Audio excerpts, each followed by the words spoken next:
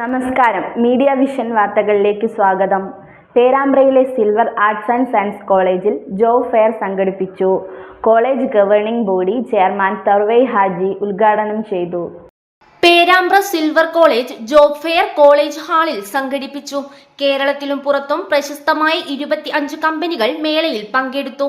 മേളയുടെ ഉദ്ഘാടനം college governing body chairman AK Tharvai Haji നിർവഹിച്ചു.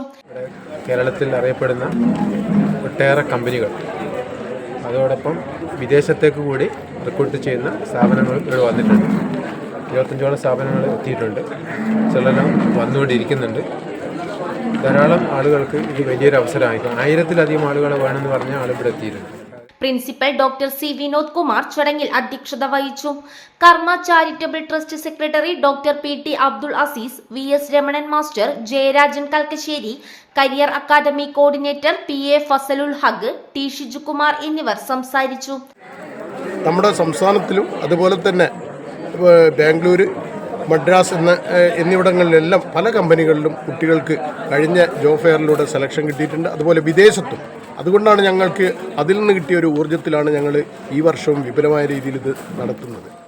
200-ലധികം ഉദ്യോഗാർത്ഥികൾ വിവിധ കമ്പനികളുടെ ഇന്റർവ്യൂവിൽ പങ്കെടുത്തു. കുറേ കമ്പനീസ് ഇന്റർവ്യൂ ചെയ്യുന്നുണ്ട്. അതിലെല്ലാത്തിനും പേര് നോക്കി കിട്ടുന്നുള്ളൊരു കുറേ വളർന്നത് കിട്ടണമെങ്കിൽ ഒരു എക്സ്പീരിയൻസ് ആയിട്ട് ഇതാക്കാം. 63 ഉദ്യോഗാർത്ഥികൾ തിരഞ്ഞെടുക്കപ്പെട്ടതായി സംഘാടകർ പറഞ്ഞു. ഞാനിപ്പോൾ ആചാര്യയുടെ ഇന്റർവ്യൂ അറ്റൻഡ് ചെയ്തത്. അവിടെ അക്കാഡമിക് കൗൺസിലിംഗ് എന്ന പോസ്റ്റിലേക്കുള്ള ഇന്റർവ്യൂ അറ്റൻഡ് ചെയ്ത്.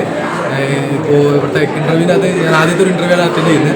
അപ്പോൾ ഒരു ഇന്റർവ്യൂ എങ്ങനെ ഫേസ് ചെയ്യാന്നുള്ളതും ഇന്നൊരു ഇന്റർവ്യൂവിന് പോകുമ്പോൾ എന്തൊക്കെ പ്രിപ്പയർ ആണെന്നുള്ള കാര്യം മനസ്സിലായി. ജോലി ലഭിച്ചില്ലെങ്കിലും ഇത്തരം ഇന്റർവ്യൂകളിൽ പങ്കെടുക്കാൻ കഴിഞ്ഞതു തന്നെ പുതിയൊരു അനുഭവമായതായി ഇന്റർവ്യൂവിനെത്തിയവർ പറഞ്ഞു.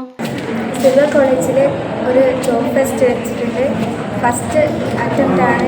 ഒരു ഇന്റർവ്യൂ എങ്ങനെ ഫേസ് ചെയ്യാമെന്ന് ഇതിലൂടെ മനസ്സിലാക്കാൻ. News bureau, media vision.